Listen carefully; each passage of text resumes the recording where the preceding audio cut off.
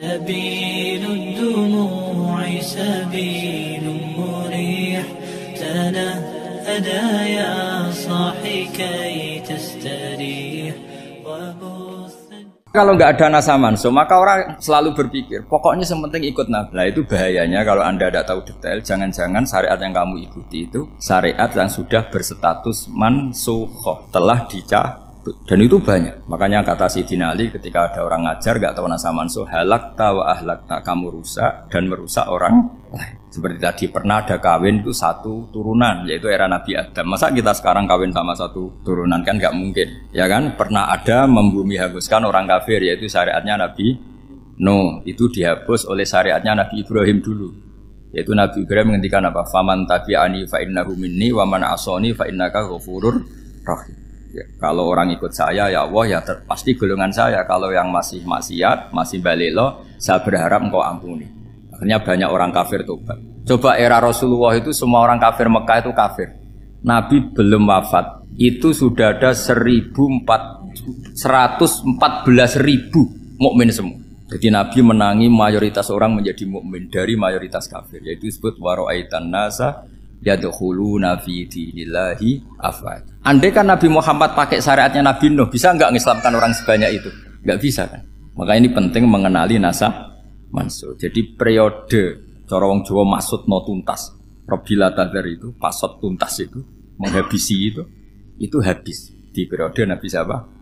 Nuh. Syariat itu sudah enggak dipakai lagi. Yang dipakai apa? Faman tabi'ani fa innahu minni wa man asoni fa innaka ghafurur rahim. Lah Nabi Muhammad ini Nabi yang kena khitab anit tabi' millata Ibrahim hanifah. Jadi masternya Nabi Muhammad itu mentornya Nabi Ibrahim. Sehingga syariatnya ya faman tabi'ani fa innahu minni wa man asoni fa innaka ghafurur rahim. Tidak syariat Rabbila tadzar alal ardi minal kafirina daya. Jelas ya. Jadi mengenali nasa manso itu penting sekali karena kalau ndak Anda halakta wa ahlakta, kamu merusak diri kamu sendiri juga merusak orang lain, karena menfatwakan hukum yang sebetulnya sudah berstatus mansukhoh hanya berdasar itu kan syariatnya nabi-nabi dulu. Syariat yang apa? Syariat yang nggak pernah terhapus hanya satu, usuluddin, yaitu tauhid, itu sama. Tapi kalau syariat itu beda-beda, atau furu'iyah itu beda-beda. Itu tadi saya beri contoh era nabi dulu, kalau ada pakaian najis dipotong, dibuang. Era Nabi Muhammad dicuci. Orang kafir dihabisi oleh langit. Era Nabi Muhammad nggak boleh, bahkan didoakan Allahumma hdi qaumi fa innahum la ya'lam. Di Qur'annya apa? Wa in ahadum minal musyrikin astajaraka fa'jirhu hatta yasma'a kalam Allah tsumma ablighu ma'mana. Jadi kalau ada orang kafir nggak boleh main dihabisin, mereka beri peluang untuk mengkaji kitabullah hatta yasma'a kalam Allah. Kalau mereka sudah berpeluang ngaji, harus tsumma ablighu ma'mana, harus dijamin keamanan. Ya, karena apa? Dzalika bi annahum qaumul la ya'lamun. Bagaimanapun mereka memang karena tidak tahu. Nah, kenapa tidak tahu? Enggak. Karena tadi mereka tertutup oleh kultur yang beratus-ratus tahun. Mbah-mbahnya mereka menyembah batu, menyembah berhala. Ya tahunya itu ya Tuhan. Bagaimana Anda bisa menjelaskan sesuatu yang sudah beratus-ratus tahun, kan tidak gampang.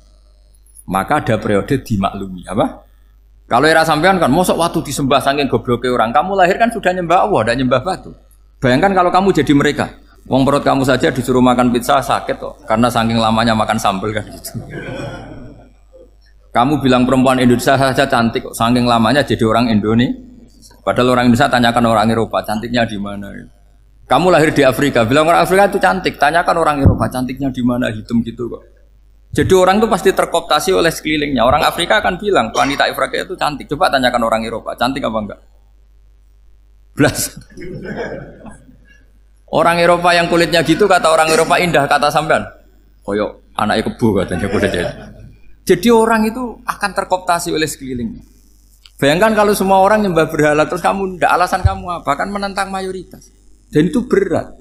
Maka dimaklumi oleh Allah, dzalika bi annahum qaumul la ya'lamun fi manah panyeruar. Nah, pemakluman ini yang mulai sekarang terkikis. Orang main pukul saja enggak mau ngaji.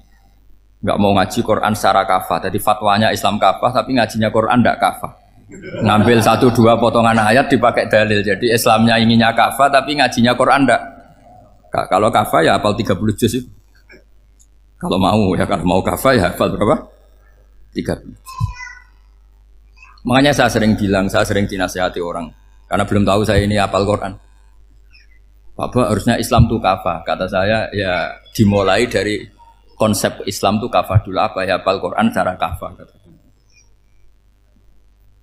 Jadi ini penting saya utarakan. Bahaya sekali orang mengenali Islam tanpa mengenali nasah mansukh. Karena beberapa syariat Nabi sebelum kita itu berstatus mansukh. Terus contoh berikutnya, ini nasah mansukh antar Nabi apa khusus internal Nabi? Antar Nabi aja nggak selesai nih sampai subuh aja nggak selesai. Contoh yang paling keren mungkin cowok semua senang. Nabi Dawud dulu istrinya berapa? 99. Nah itu kalau masih halal itu kan berarti jenengan tuh punya istri berapa? Wah itu kan ngeri betul. Punya satu aja repotnya gitu apalagi berapa? Punya 99. Terus kamu bilang gini, ini kan syariatnya Nabi Dawud, Nabi kan bisa diikuti. Pernah ada periode di mana seperti itu boleh. Jadi makanya mau tidak mau ngenali nasah mansukh itu harus. Kalau enggak ya kamu masih berkeyakinan boleh beristri berapa? Nah ini penting saya utarakan. Makanya Sayyidina Ali itu kalau ngetes calon mubalek, kira-kira kalau Kemenak dulu inginnya apa? Sertifikasi apa? Mubalek. Itu tanyanya gitu. Ta'rifun an-nassa wal mansukh, kamu apa tahu nasah mansukh? La. Jawabnya Sayyidina Ali, halak tahu ahlak tahu, kamu orang yang rusak. Karena tadi takutnya ada syariat yang sudah mansukh dipakai. Itu tadi misalnya kita ini tidak umatnya Nabi Nuh, tapi pakai syarat Robbila tadar alal ardi minal kafirina. Terus ketiga begini, misteri manusia itu. Dan ini kita tidak pernah tahu sampai kiamat, tapi ini ilmu harus kita diskusikan. Misalnya saya ini namanya Bahauddin. Saya sekarang hidup sampai 2019 sekarang. Kan hanya Allah yang tahu berapa turunan saya sampai kiamat dan statusnya kayak apa.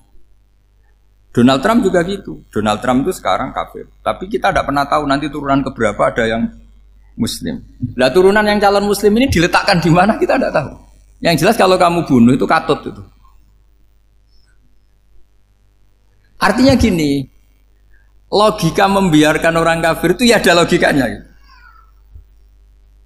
Logika membunuh karena mereka mau membunuh kita ya ada logika fikihnya, karena kalau kita ada membunuh dibunuh. Makanya semuanya hukum ini terus bergantung al-hukmu yaduru ma'ilatihi wujudan wa'adam.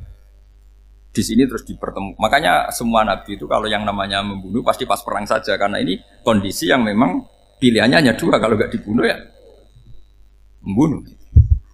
Ada duel lah itu. Maka ini butuh kajian fikih dan orang nggak boleh subjektif dalam hal ini.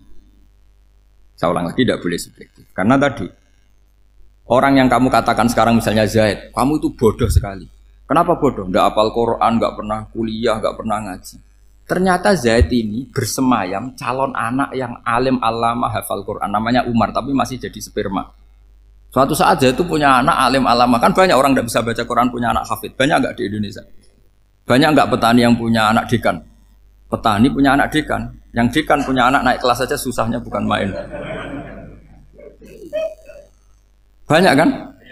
Nah ketika dibalik nanti ada dekan punya anak goblok, yang petani punya anak dekan pinter mana? Kita tidak pernah tahu. Makanya ini kan ya sudah, kalau nggak pernah tahu ya bilang saja wallahu alam, kan selesai. Daripada keminter keliru kan ada wallahu alam. Makanya cerita favorit guru saya, Kiai Haji Maimun Zubair itu punya apa namanya Kiai Zubair. Itu cerita favoritnya itu ada santri namanya Soleh. Soleh itu alim alam. Orang Madura itu cara berpikir kan kalau kiai saja alim seperti itu, apalagi bapaknya. Pas bapaknya main ke pondok, santrinya ada ribuan. Bapaknya main ke pondok itu, sholat itu ya gak bener, gak sesuai sunnah Rasul lah kira-kira gitu. Sudah sholat itu gak bener, apa-apa gak bener. Masih ditakwil sama santri Madura, karena orang Madura itu kultus. Mungkin khilaf itu satu khusus, pokoknya perlakuan khusus. Suatu saat saking bodohnya orang itu, kenceng tuh pinggir musola. Wah ini nggak bisa ditakwil lagi, akhirnya nggak bisa ditakwil tuh nggak. Wah ini sudah nggak bener ini, nggak bener. Singkat cerita santri tadi nggak kuat matur ke kiainya, Pak Yai, jenengan sealim itu kok bapaknya segoblok itu. Kenapa? Ya, dia kenceng pinggir musola. Oh bapak saya tuh pinter sekali. Kok bisa? Karena beliau yang memutuskan saya mondok sampai saya jadi alim alama seperti ini. Yang bodoh itu mbah saya. Yang bodoh itu mbah saya.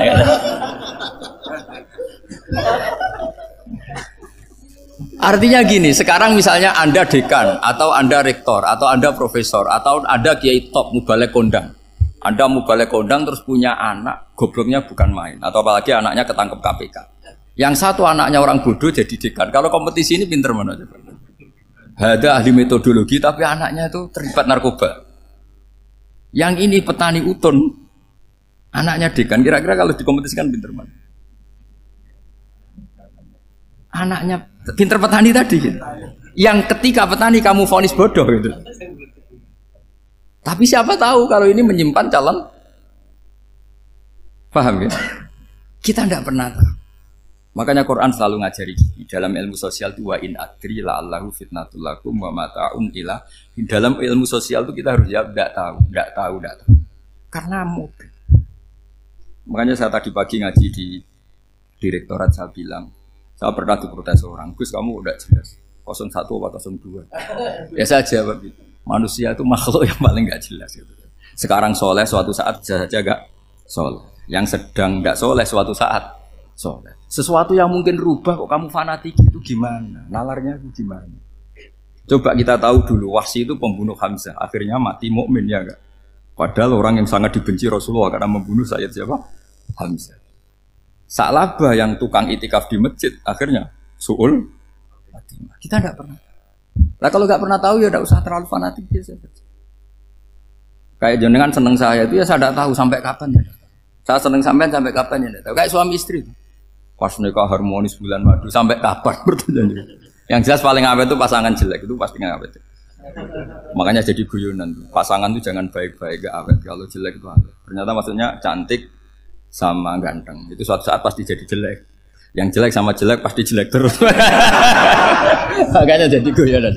Kalau pasangan jelek itu awet katanya. Tapi kalau pasangan baik, ternyata baik wajahnya itu pasti gak awet. Suatu saat pasti jelek, tapi yang jelek awet karena mulai dulu ya jelek sampai gitu. Awet jeleknya maksudnya bukan. Ya jelas ya. Jadi saya mohon sekali ini ilmu. Sampai ndak urusan ini bukan urusan cocok ndak cocok tapi ilmu. Ilmu harus kita dengar bahwa syariatnya para nabi itu yang sifatnya furu'iyah, tidak usuliyah, tidak tauhid itu potensi rubah.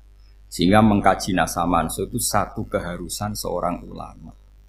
Makanya setiap ada syariat nabi hal hadis syariah mu'abbadah amla, mansukhoh amla. Karena potensi itu tinggi.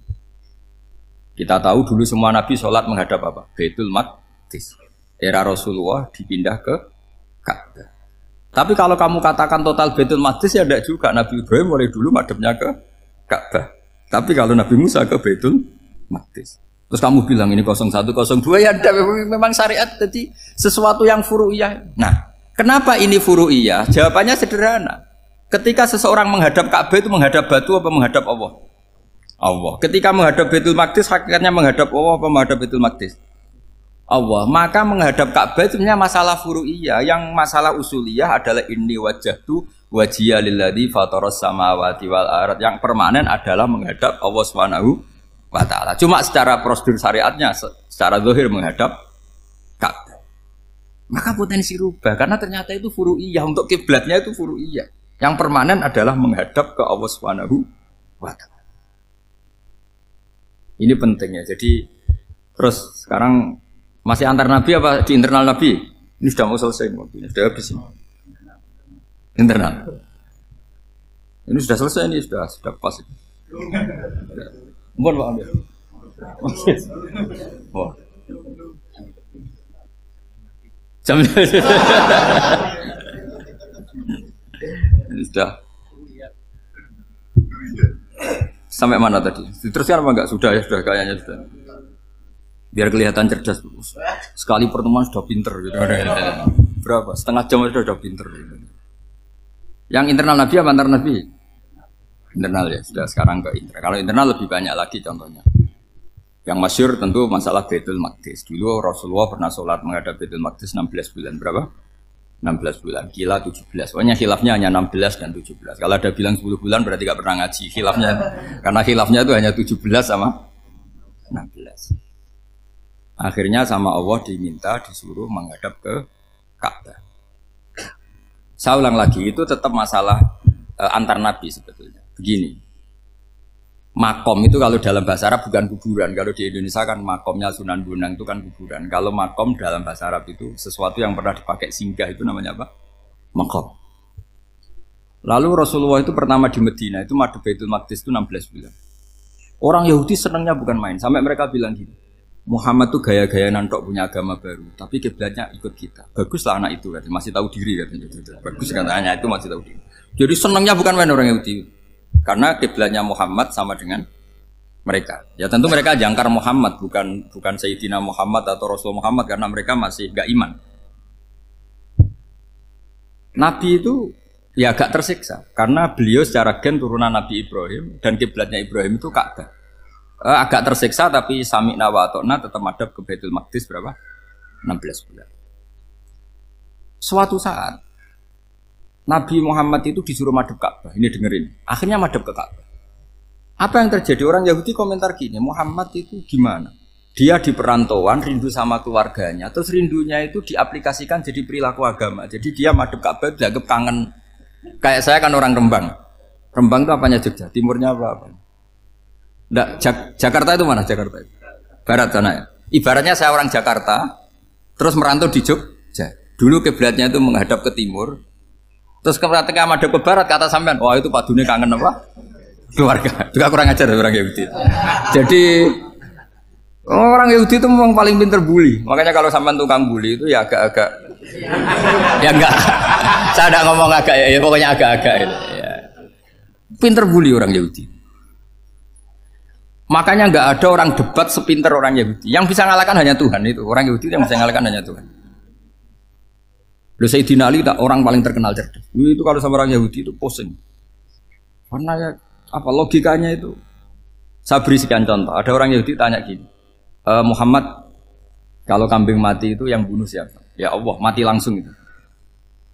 Agama kamu itu aneh, Mak. Yang langsung sentuhan Allah haram, tapi yang lewat tangan-tangan jahil manusia malah halal. Harusnya itu yang halal kan orisinal langsung Allah yang bunuh. Jadi utaknya itu aneh, dari cara berpikir itu aneh. Nah cara sampean ini kan, nak halal pangan kue. Tapi Nabi kan nggak boleh bertutur kata kasar gitu. Kalau yang jadi Nabi saya untalan ngono kan gitu. Tapi Nabi kan nggak boleh kasar. Jadi Nabi itu problem karena nggak boleh apa? Kasar. Kalau kita kan gampang, wis nak halal untalan kan selesai apa? Tapi Nabi nggak boleh kasar gitu. Jadi nak jadi nggak Nabi, nggak sampean itu kan enak. Mau keliru ya pantas, mau apa saja pantas. Karena kan nggak panutan. Kalau Nabi nggak bisa meluruskan kebenaran itu harus tetap sesuai akhlak. Ya jadi agak kerepotan. Makanya punya Umar alhamdulillah ada yang nggak perlu aturan gitu. Jadi enak. Jadi ya itu memang aturannya harus itu. Coba Nabi itu perang tapi nggak boleh bunuh. Kayak apa susahnya? Beliau jadi sasaran tembak tapi nggak boleh bunuh. Kalau sahabat kan enak, duel, merilek, santai, bisa tarung. Kalau Nabi nggak boleh. Makanya Nabi meskipun ikut perang terus gak ada sejarah orang yang dibunuh. Ya hanya satu peristiwa itu pun dibaca orang kafir, ditangkis Nabi, pedangnya kembali ke dia mati. Tapi gak ada yang Nabi. Karena Nabi kalau pembunuh nanti itu terus kayak pendekar kan susah juga punya Nabi kok. Habis perang misalnya Nabi tanya, Muhammad habis orang berapa? 1000. Ya repot juga punya Nabi mantan apa? Pembunuh meskipun yang dibunuh orang kafir, tapi kan kayak apa ya? Fitrah manusia itu akan menolak kepemimpinan orang yang gitulah pokoknya nggak bisa diterangkan itu. Makanya Nabi itu nggak pernah bunuh, meskipun kayak apa musuhnya tapi nggak pernah bunuh. Untungnya di sekeliling orang-orang yang tadi. Jangan bilang tuh suka bunuh ya, pokoknya perang gitu ya. Perang dengan bunuh itu beda loh. Ya. Kalau perang itu fair apa? Fair. Sampai mana tadi? Nabi Ibrahim ya. Makom tadi saya ulang lagi. Nabi Muhammad menghadap ke Baitul Maqdis itu hanya Allah nuruti. Ini loh Nabi betul. Tahu betul bahwa di antara syariat adalah Baitul Maqdis. Karena semua Nabi pernah berkiblat Baitul Maqdis.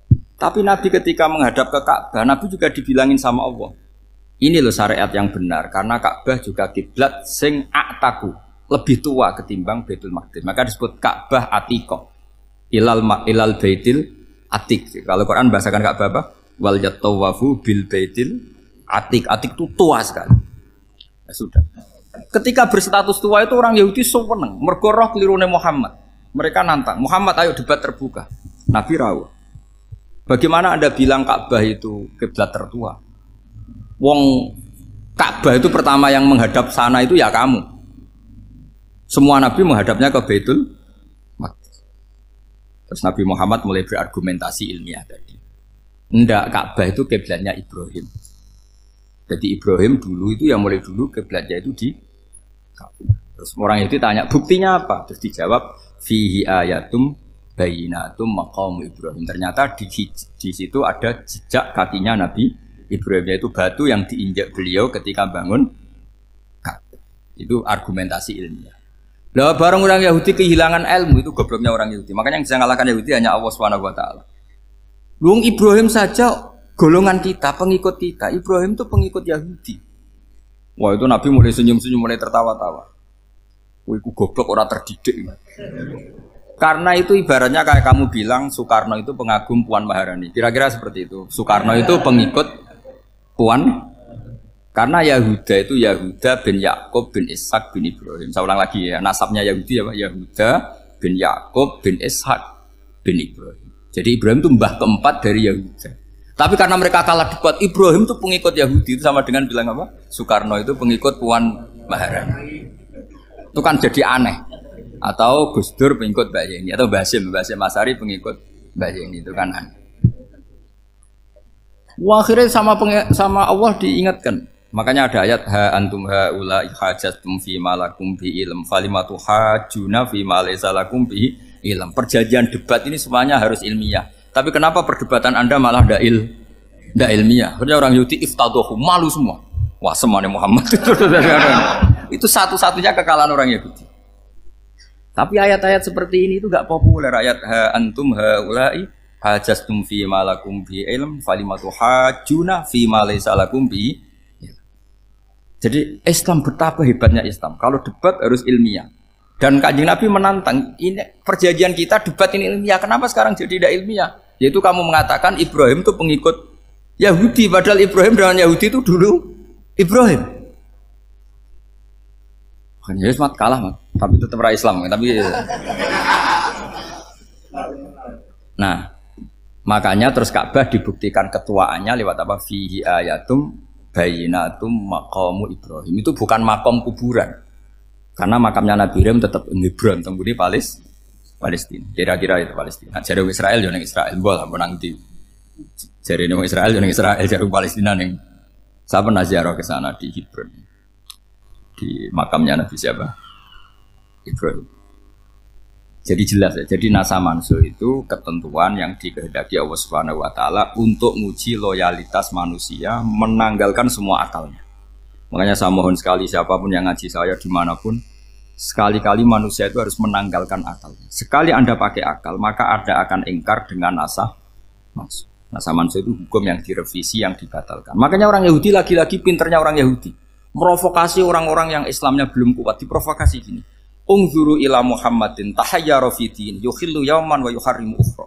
Lihat itu Muhammad, dia kebingungan cara beragama. Kadang bilang A, besok bilang B. Jadi nasa mansub dianggap satu bentuk kebingungan. Gak kurang ajar tapi. Wah, akhirnya sebagian orang yang murtad. Makanya nasa mansub itu satu peristiwa yang menjadikan banyak orang murtad. Karena diprovokasi orang Yahudi bahwa itu bentuk kebingungan Muhammad. Akhirnya terus saya qulu sufaha minan nasi ma wallahum an qiblatimul lati kanu alaiha. Kelirunya orang Yahudi adalah ternyata nasah mansuh yang dipilih Rasulullah itu semuanya ada di Taurat dan Injil. Termasuk di Taurat dan Injil disifati dan Nabi yusolli ilal qiblatin, bahwa Nabi ini akan bersolat dengan dua kiblat. Makanya tetap ditantang. Kul fa'tu bitaurati fatluha in kuntum shadiqin. Kalau kamu tidak percaya bahwa saya ini orisinil, ayo bareng-bareng mengkaji Taurat. Tapi mereka tidak siap mengkaji Taurat. Karena Taurat semuanya mendukung Rasulullah Muhammad SAW. Fatluha in kuntum shadiqin. Makanya ini penting sekali ngaji. Jadi perdebatan itu macam-macam. Dan itu pinternya orang Yahudi. Ungzuru ila Muhammadin tahayyara fi dini. Yukhillu yauman wa yuharrimu ukhra. Ini penting sekali. Makanya nasa mansu itu uji loyalitas. Itu Imam Malik kalau mencontohkan ke Imam Syafi'i. Saya berisikan contoh fikih. Ini saya melanggar waktu ini. Ini sudah saya yang tidak mengesahkan diri saya. Ya misalnya ini ya, ini kertas saya bawa ya, ini kertas saya bawa. Terus ini tak kasih uang misalnya, uang 100.000. Atau kalau contoh Imam Syafi'i dulu dididik Imam Malik begini. Ya Syafi'i kalau kamu punya 2 budak, 2 pembantu, kalau dulu kan masih ada budak, 2 pembantu lah kira-kira. Seneng mana, yang cerdas sama yang goblok? Seneng yang cerdas. Kalau yang nurut sama yang bantahan, seneng yang nurut. Lah yang nurut itu yang goblok. Makanya tinggal dibalik saja. Kamu tak beda ya. Seneng mana punya istri yang cerdas apa yang goblok? Coba jawab. Atau ibu-ibu mbak-mbak ini, seneng mana punya suami yang cerdas atau yang goblok? Kalau cerdas gak bisa diakali, tapi goblok nurut tapi ya kadang di sini kadang-kadang sini. Nah, itu kan antar manusia. Masalahnya kita menghadapi Allah Subhanahu wa taala yang semua kita pasti bodoh. Kita menghadapi Allah Subhanahu wa taala yang semuanya kita pasti bodoh. Allah jelas ngendikan wa kanal insanu dzaluman jahula. Manusia itu banyak dolimnya. Dolim itu sifat mubalaghah. Kalau orang dolim sekali dolim, kalau sering zalum, kalau jahil biasa jahil, kalau banget jahili jahul. Bahasa Arab kan gitu memang. Ghafir, pengampun biasa. Kalau ghafur selalu mengampuni. Syakir, makanya sifatnya Allah Ta'ala ikut wazan fa'ul semua. Ghafur, syakur. Atau diikutkan wazan fa'al. Kalau goblok biasa jahil, goblok banget jahal kan gitu. Kafir biasa kafir, kalau kafir banget kafar. Ya, jadi wazan balagha itu bisa fa'al, bisa fa'ul ya. Kafirin, kafar atau kafur. Paham ya? Malah ngaji nahwu. Ya, tapi ini memang perangkatnya ya. Ini kan perang mau tidak mau. Makanya misalnya Allah tidak suka kulla kafarin banget kafir ya, Pak. Paham ya? Kulla khawanin banget khianate. Kalau khain khianat biasa, kalau khawan sering khianat. Nah, manusia itu kata Allah apa? Zaluman. Wis banget dolime, banget bodoh. Itu kalau yang ngarang hikam mencontohkan tuh gini. Manusia itu pas bener saja salah, apalagi pas salah. Jadi manusia itu kata Imam yang ngarang hikam itu man itu kanat mahasinhu masawiyah faqih fala takunu masawihi masawiyah. Ketika baik saja buruk, apalagi ketika buruk. Coba kalau ada orang dermawan sama teman-temannya, tanyakan istrinya. Duit dihambur-hambur, disekno kanca ngalono bojo. Mesti itu. Teman yang sering silaturahim ke teman-temannya, kata temannya baik, senang silaturahim, tanyakan istrinya. Oh, meninggali wong. Jadi manusia pas baik saja ada buruknya. Apalagi pas buruk. Makanya dulu bapak saya ngajarin saya istiqomah ya apik ya. Tapi kadang-kadang nak keterusan itu ora istiqomah ngangkangi orang ya udah punya kesempatan. Misalnya ada imam masjid ngimami terus sampai tua sampai mau mati. Itu istiqomah apa ndak memberi peluang yang lain? Ndak jawab aja. Jadi itu manusia. Jadi pas baik saja buruk, apalagi pas buruk. Kayak saya gini di sini ngajar baik, tapi saya ada sopannya harus di atas. Padahal banyak orang sepuh, ada Pak On, ada beberapa yang kan terpaksa nggak sopan. Tapi sampean yang nyuruh, berarti sampean yang dosa. Kemarin saya minta di bawah supaya ganjaran saya utuh ini gara-gara begini ganjaran saya ini agak terkredit apa terdebat itu karena itu. Saya teruskan. Jadi manusia itu punya sisi itu karena manusia itu dzalum dan apa jahil. Wa kanal insanu dzaluman. Problemnya ini ngadepi Allah yang selalu pinter, yang kita selalu bodoh. Misalnya gini, kamu ditanya Allah. Ini contohnya Imam Malik. Ikla hadi sokhroh fa inna tahtaha dhahaban. Coba bongkahan batu itu kamu angkat, di bawahnya ada emas. Lalu budak yang pinter berlogika. Oh, disuruh buka itu karena ada emas toh. Berlogika. Kalau budak yang goblok enggak, ya disuruh ya diangkat saja. Ada emas apa enggak karena perintah ya diangkat. Yang satu nurut karena perintah, yang satu nurut karena ada emas, ada sesuatu. Logikanya suatu saat Tuhan tuh hanya bilang gini tok, ikla hadis sokhroh, batu itu angkat. Yang nurut yang goblok permanen tadi kan langsung angkat. Yang pinter, ini ada apa lagi Gusti kok harus diangkat? Ya gak ada apa-apa, nyuruh saja kata Allah gitu. Wah tidak bisa, sesuatu harus ada alasannya. Itu kira-kira mangkel loh Pak? Oh mangkel. Nah, logikanya manusia seperti itu. Makanya dua murid pinter, di rakyat pinter, presiden ya susah mesti demo. Goblok ya susah di sini-sini uang. Ini kan nggak ada pilihan. Memang manusia itu nggak ada pilihan. Nah sekarang masalahnya gini di fikih ini saya kembali lagi ke fikih. Pertanyaannya secara fikih begini. Misalnya iddah. Iddah itu seorang perempuan ditinggal mati suaminya atau ditinggal atau cerai. Itu kan ada namanya apa? Iddah. Iddah itu memastikan apa tujuannya? Memastikan rahim itu steril dari mani atau sperma zaut awal. Supaya nanti kalau dinikah orang lain tidak terjadi ikhtilatul ansab, nasab. Oke, berarti iddah kita beri argumentasi secara ilmiah li baro'ati rohmi. Jadi misalnya Zaid menceraikan istrinya Sri dalam keadaan masih bisa haid. Iddahnya 3 kali masa suci. Wal mutallaqatu yatarabbasna bi anfusina salah satu guru. Lalu karena secara teori medis kalau haid berarti bukti tidak hamil. Apalagi kalau haidnya terulang-ulang sampai 3 kali pasti tidak hamil. Sehingga kalau nanti dinikahi orang lain pasti kalau ada anak ya anaknya zaud sani atau zaud kedua. Berarti alasan iddah li baro'atir rohmi. Oke, kita sok pinter, sok bijak.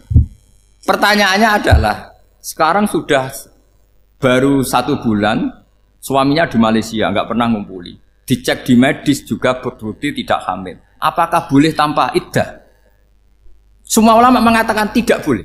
Tapi ini kan rahimnya jelas bersih. Ya karena iddah itu nuruti perintah pangeran. Pokoknya tetap iddah. 3 kali masa suci. 3 kali masa suci atau masa haid. Itu ada perdebatan ulama. Tapi kan ini terbukti bersih Gus. Meskipun terbukti bersih kata Allah harus iddah 3 bulan atau berapa? Kira-kira 3 bulan 4 bulan ya tetap harus iddah. Kowe milih mana? Sok pinter Gusti berhubung ini. Pangeran mbok terangno gitu. Berhubung. Jadi Tuhan apa mbok wari berhubung Gusti ini jelas steril dari sperma zaut awal. Enggak usah iddah Gusti. Sama aja kamu disuruh majikan kamu ikhla hadis sakhra berhubung enggak ada apa-apa, enggak usah ya. Kira-kira mangkel ndak budak yang seperti itu. Mangkel. Maka dibutuhkan kebodohan dalam beragama. Betul itu memang. Makanya Nabi itu unik pernah bilang itu gini, aksaru ahlil jannah al-buhu. Aki-aki penduduk swarga itu al-buhu wong goblok-goblok. Maksudnya goblok yang jenis ini bukan goblok betulan maksudnya. Maksudnya goblok jenis ini itu ya tetap pinter, tapi pinternya dibuang pura-pura goblok demi samina. Nah, jadi saya misalnya kok pinter dan goblok tadi sekaligus, pinter dan goblok. Ya bah, ikhla hadis sakhra fa inna tahta hadaban. Tak angkat karena saya tahu di bawah ada emas. Tapi di hati saya sajane ya mergo perintah. Suatu saat kok disuruh Allah ikhla hadis sakhra, perintah ya tak angkat ya sudah. Jadi ya pinter ya goblok. Saya tahu namanya perintahnya Allah pasti ada hikmahnya. Hikmahnya iddah adalah li baro'atir rohmi. Tapi hikmahnya jadi kawula adalah nurut perintah Allah, cek tahu alasannya maupun tidak. Lah di sini ada illatul hukmi untuk membangun kecerdasan, tapi ada loyalitas untuk membangun ubudi. Ya, bahwa kita ini kawula roh tetap loyal.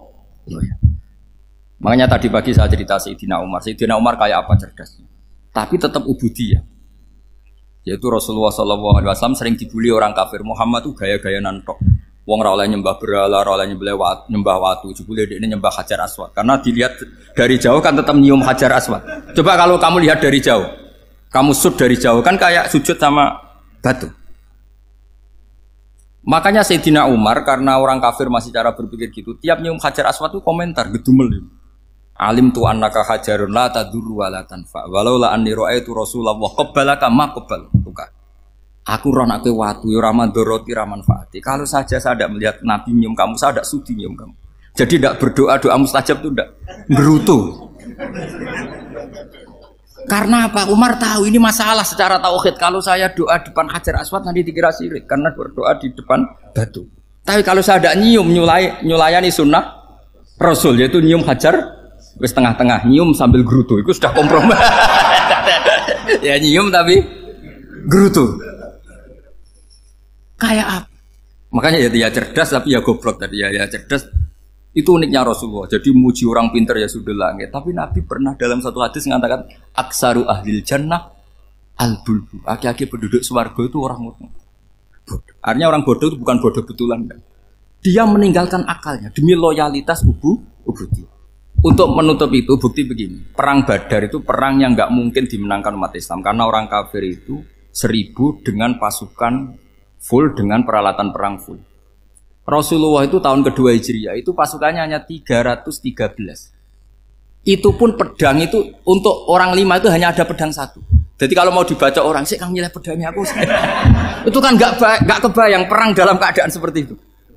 Jadi mesti kalah, orang kok mungkin kalah mesti.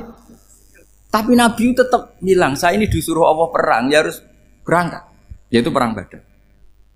Kata para sahabat, ya Rasulullah ini nggak masuk akal, sudah nggak usah perang, ini tidak masuk akal, mau setor nyawa.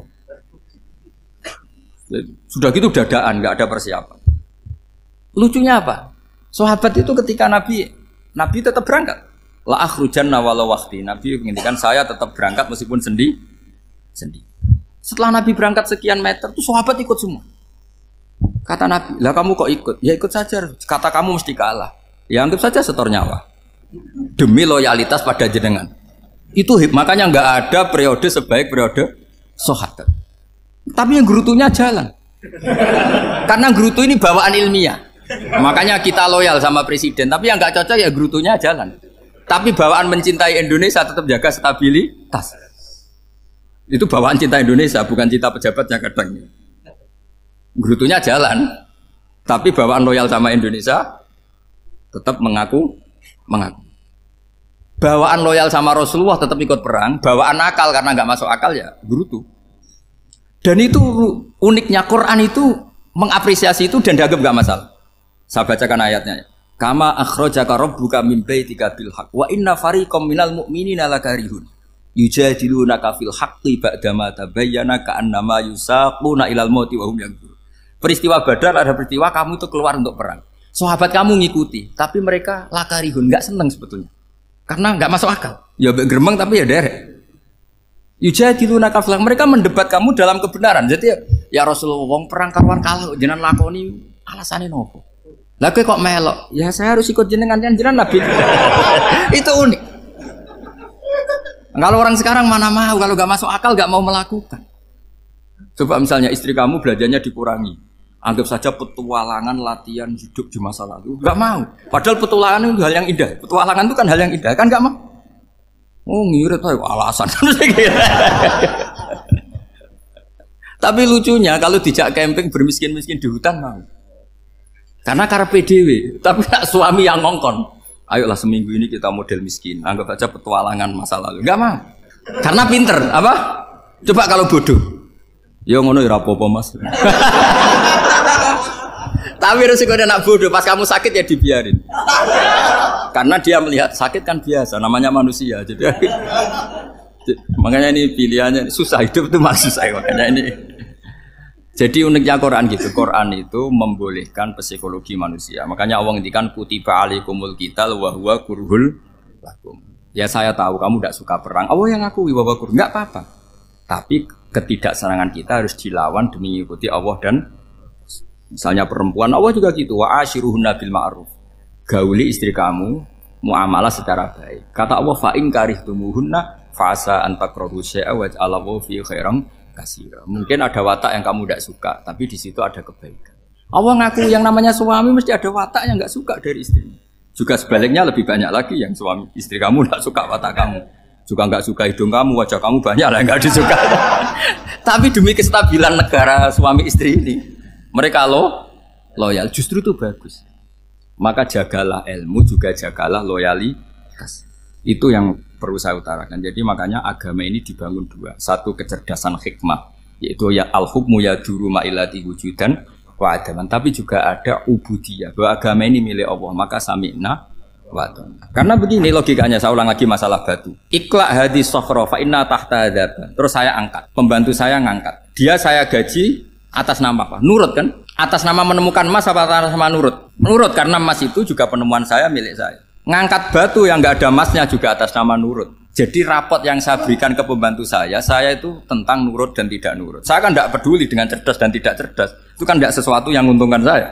Nah Allah juga gitu. Kecerdasan kamu, pinter kamu itu tidak menguntungkan Allah Subhanahu wa Ta'ala. Karena Allah itu tidak butuh pinter kamu, cerdas kamu. Allah hanya butuh mental ubudiyah kamu. Makanya Allah mensifati nabinya hanya subhanalladzi asra bi abdihi, karena status tertinggi manusia adalah sifat kehambaan. Makanya ya Tuhan nafsul mutmainnah irji'i ila rabbiki radhiyatam mardiyah fadkhuli fi ibadi. Berstatuslah sebagai hamba baru wadkhuli jannah. Nah, kalau kamu berstatus hamba ya harus baik, gak usah kalian bantah. Coba kalau kamu rasional, ya Allah kenapa bikin surga nanti-nanti? Engkau kan bikin sekarang, ngapain repot-repot nanti? Jadi kacau semua agama. Makanya yang perlu didahulukan adalah status ya Tuhan nafsul mutmainnah irji'i ila rabbiki radhiyatam mardiyah fadkhuli fi ibadi. Masuklah berstatus sebagai hamba saya. Khasnya hamba tadi, ya cerdas karena semua yang diperintahkan Allah pasti ada hikmahnya. Tapi kecerdasan ini kadang kita tinggalkan demi loyalitas ubudiyah.